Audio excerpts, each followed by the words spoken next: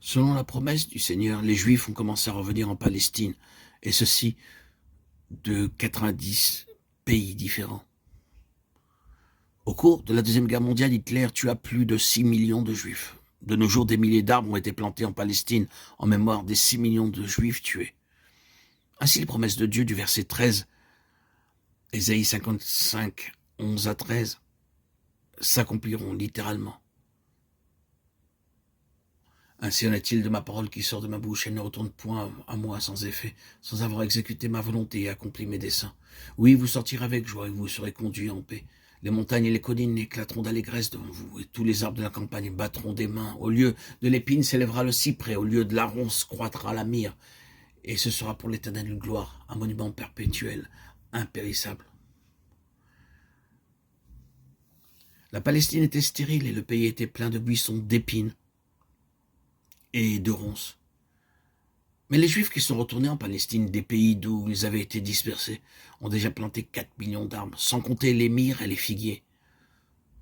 Nous aussi, nous sommes spirituellement remplis d'épines et de ronces dans nos pensées, nos paroles et nos actes. Mais Dieu promet que tout cela peut être ôté et remplacé par les grâces et les vertus du Seigneur Jésus-Christ, afin qu'un jour, nous soyons semblables à lui. Tout ce que Dieu a dit à chacun de nous s'accomplira un jour. Si vous avez reçu la parole de Dieu par la foi, bien que cela prenne plusieurs années à s'accomplir, cependant un jour, elle portera du fruit. Lorsque nous recevons la parole de Dieu par la foi, non seulement nous nous réjouissons, mais nous sommes rendus capables de partager cette joie avec les autres. Nous sortons avec joie à cause de la parole que nous avons reçue.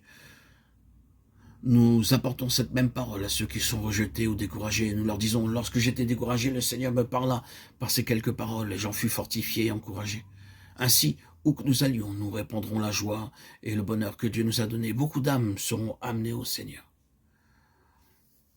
Que l'étranger qui s'attache à l'Éternel ne dise pas l'Éternel me séparera de son peuple, et que l'eunuque ne dise pas voici, je suis un arbre sec. Car ainsi parle l'Éternel. Aux eunuques qui garderont mes sabbats, qui choisissent ce qui m'est agréable et qui persévèrent dans mon alliance, je donnerai dans ma maison et dans mes murs une place et un nom préférable à des fils et à des filles. Je leur donnerai un nom éternel qui ne périra pas. Ésaïe 55, 3 à 5. 55, 56, 3 à 5. Les gens de toute classe avec leur handicap sont bienvenus dans la maison de Dieu. Nous lisons dans le verset 3 d'Ésaïe 56 que même les eunuques peuvent entrer dans la maison de Dieu. Autrefois, il ne leur était pas permis de pénétrer dans le temple juif. Dieu déclare dans ce passage que tous, sans exception, sont bienvenus dans la maison de Dieu. Ils ont le même privilège du pardon de leurs péchés et ils peuvent devenir membres de la maison de Dieu. Nous lisons au sujet d'Onésime qui devint très utile à Paul, Philémon, versets 10 et 13.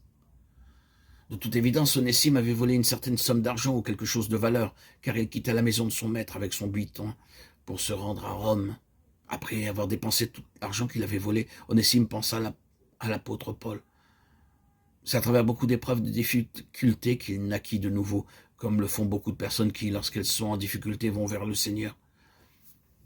Paul désirait que quelqu'un aille porter une épître ou une lettre à Philémon. Ce fut à dessein que Paul envoya Onésime à Philémon. Tout d'abord, pour qu'il s'excuse auprès de lui de l'avoir volé. Il désirait aussi qu'Onésime soit reçu par Philémon comme l'aurait été Paul. Dans la maison de Dieu, beaucoup peuvent être changés comme Onésime, dont la vie pécheresse et honteuse fut changée en une vie d'une pleine compréhension de la volonté et du dessein de Dieu. Par tout le monde, Dieu a choisi des hommes rejetés, des meurtriers et des voleurs, qui devinrent pour finir de grands hommes de Dieu. Le Seigneur peut choisir de tels êtres humains et les transformer en saints de Dieu.